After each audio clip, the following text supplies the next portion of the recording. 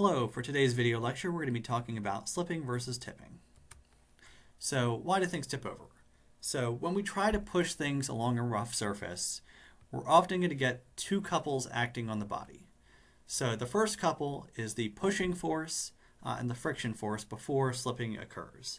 So I've got two equal and opposite forces. If I push on, imagine it's like a refrigerator, push on a refrigerator on the side, I'm going to have a friction force opposing that, and so long as the fridge is not moving, those two are equal and opposite forces, but not collinear. So that's going to be a couple. The other set of forces that I have are the gravity force and the normal force. So the gravity force is going to be acting on the center of mass. The normal force is going to be shifting depending on the overall situation. So if we are pushing an object and we've got the distributed normal force as before. So imagine we've got kind of a smaller box here. So in the middle one, I'm just going to leave it alone. So I've got the gravity force going down, and the normal force is actually going to be distributed force. So it's spread out along the contact surface. We usually approximate that as a single normal force that is the equivalent point load for that distributed force.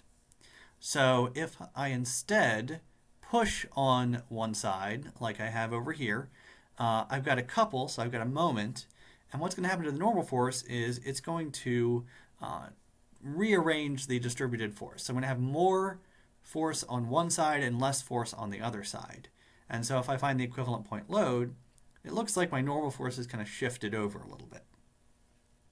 So I push in the other direction, I wind up getting more or less the mirror image of that initial scenario. So I have normal force that shifted the other direction. So the normal force is going to shift to try to balance these two moments. So I've got one moment from the pushing force and friction force, and a second moment from the gravity force and normal force, and that normal force moves around to try to get the sum of the moments to be equal to 0. So what happens for slipping?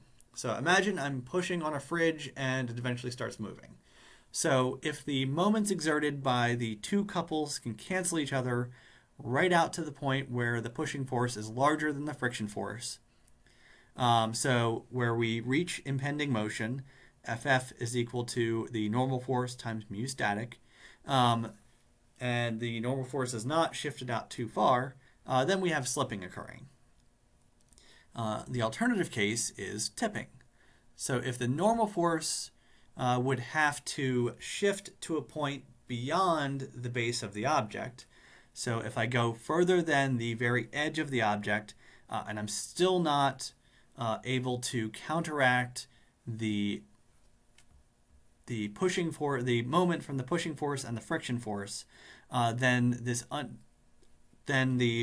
moments are going to be unbalanced and the whole object is going to tip over. All right, so we have two options. Either we get to the point of impending motion and start sliding, or we get to, before we get to the point of impending motion, this normal force would shift beyond the outer edge of the object and the whole thing tips over in that scenario. All right, so factors that are going to affect slipping versus tipping.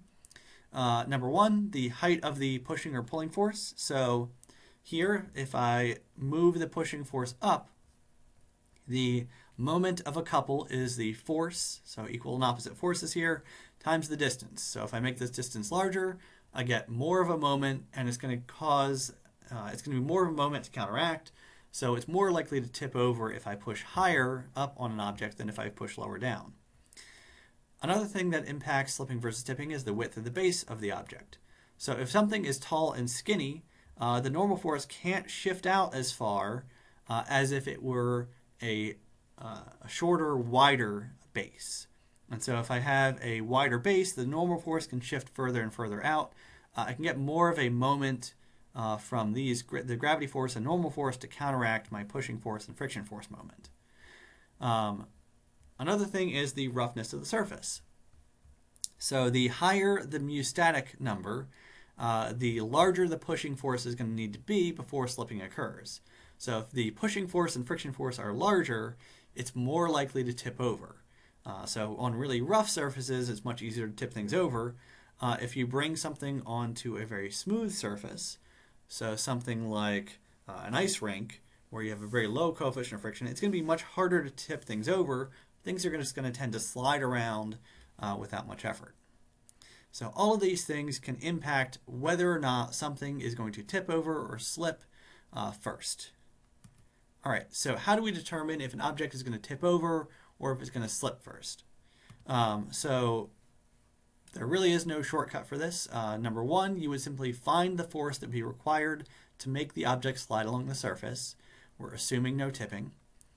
So your friction force maximum, point of impending motion, is going to be normal force times mu static. And so if we have equal and opposite forces, the pushing force and the friction force would simply be the same.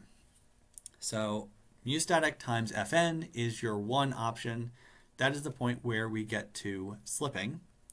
Number two is find the force that would be required to make the object tip over. So for this, we need to use the max counter moment.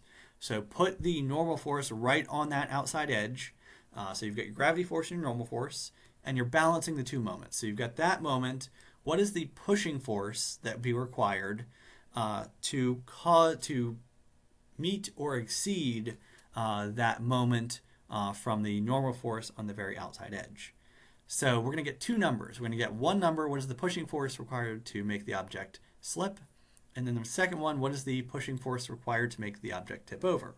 So now we've got these two different forces, and whichever option requires a smaller force is going to be the option that happens first. So if we find out that it takes 300 newtons to make the object slip and 400 newtons to make the object tip over, we're going to hit 300 before 400. The object is going to slide before it tips over.